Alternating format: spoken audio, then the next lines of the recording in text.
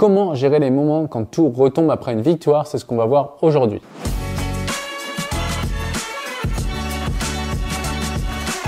Bonjour, ici Pierre, fondateur de l'Académie de l'Haute Performance. On accompagne des sportifs et entrepreneurs à être confiants et sereins dans le milieu compétitif. Et je suis aussi auteur de plusieurs ouvrages que vous pouvez retrouver en lien dans la description. Et également, pensez que vous avez le droit de réserver un entretien offert avec un membre de mon équipe. Donc aujourd'hui, c'est Elisa qui m'a posé la question, mais comment est-ce qu'on fait pour gérer les moments après la victoire quand tout retombe? Voilà, son objectif, c'est d'être qualifié en équipe de France et réussir son bac, en plus du sport qui prend beaucoup de temps. Déjà, c'est une excellente question parce que ça, c'est vrai que des fois, les athlètes, ils comprennent pas vraiment pourquoi ils ont un coup de down après une victoire, donc une passe où ils sont en bas. Première étape, c'est de savoir que plus on a mis la victoire sur un piédestal et plus on s'est dit le jour où j'aurai la victoire, alors tout sera bien, et bien forcément, ça veut dire qu'on n'a pas vu les inconvénients au même degré. Si vous regardez cette vidéo et que vous avez lu un de mes bouquins, vous allez voir qu'il y a souvent ce cône de l'évolution avec le plus d'un côté et le moins d'un côté. Et le plus et le moins sont égaux. Et plus je vais créer de plus dans mes perceptions, plus je vais créer du moins inconsciemment. Okay, comme un aimant en fait. Plus l'aimant il est polarisé en attraction, plus il va être polarisé en répulsion de l'autre côté. Et à l'inverse, si l'aimant n'est pas polarisé, il va très peu attirer, très peu repousser. Quand je perçois que j'ai eu une victoire et c'était quelque chose de très bien, bien forcément le moins bien va arriver et des fois on va pas voir que les deux étaient corrélés. Donc la première étape déjà à faire, c'est d'être détaché de la victoire.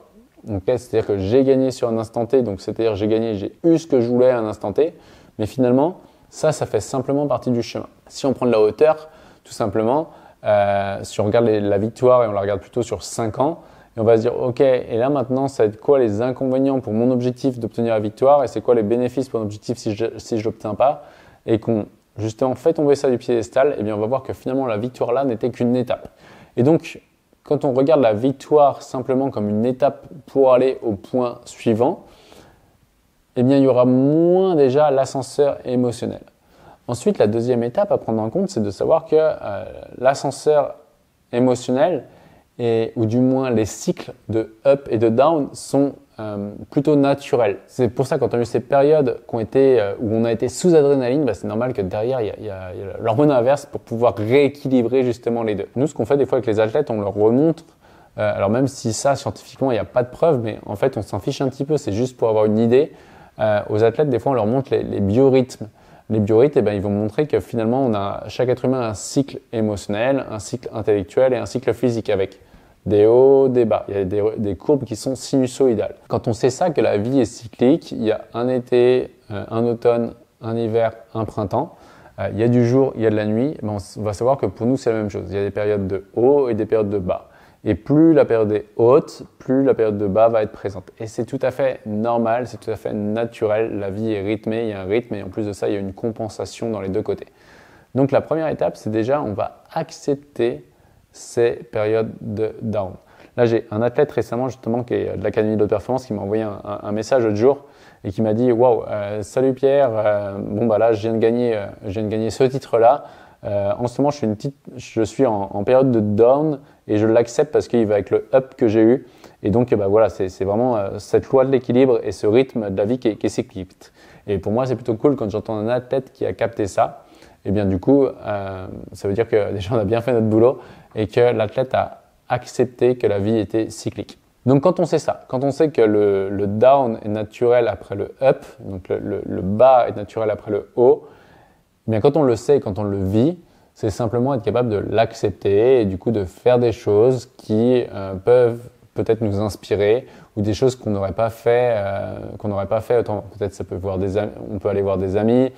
On peut rester seul, on peut regarder une journée tout entière devant la télé, aller au cinéma, bref, faire des choses qu'on ne ferait pas naturellement et juste kiffer, ne rien faire. Okay, moi, quand je parle souvent avec des amis entrepreneurs ou conférenciers et qui sont comme tous, quand on parle ensemble, en fait, derrière un séminaire qu'on fait sur un séminaire d'une journée ou 2 journées ou après une conférence, et bien après, pendant quelques jours, eh bien on est claqué, on est en down. Et parfois, on a juste envie de rien faire. Et c'est OK, en fait. Donc, plus je vais accepter la partie de down et pas culpabiliser, pas dire « Ah, je suis trop nul à ce moment-là, je devrais avoir de l'énergie » et on ne se compare pas avec les autres et se dire « C'est totalement naturel ». plus on vient bien le vivre et plus on va pouvoir kiffer ce moment de down et se dire que finalement ce moment de down il nous permet de nous reconnecter à autre chose qu'on ne serait pas autorisé à faire, mais peut-être qu'au fond de nous on a envie de le faire, mais on ne le fait pas au quotidien parce qu'on est focus sur l'objectif. Et donc en voyant que la partie de down est là pour nous autoriser entre guillemets à faire des choses qu'on ne s'autoriserait pas à faire si on était tout le temps focus sur l'objectif et sur la victoire et dans la même énergie, eh bien on se dit en fait c'est plutôt cool d'avoir un moment où tout retombe parce que ça permet simplement de relâcher la pression et de kiffer et de faire autre chose. Donc voilà, comment gérer ces moments après la victoire quand tout retombe, c'est tout simplement en faire une opportunité de se dire c'est cool que tout retombe, c'est quoi le bénéfice pour moi de plus avoir d'énergie et de ne pas se comparer et comment je fais pour kiffer justement ce moment-là. Et voici pour aujourd'hui, pensez selon la plateforme sur laquelle vous êtes à liker ou alors à noter ce contenu et aussi pensez que si vous avez envie d'aller beaucoup plus vite, beaucoup plus loin, vous pouvez réserver un entretien avec un membre de mon équipe. Et enfin, rappelez-vous, l'important n'est pas ce que vous faites mais qui vous devenez. Ciao!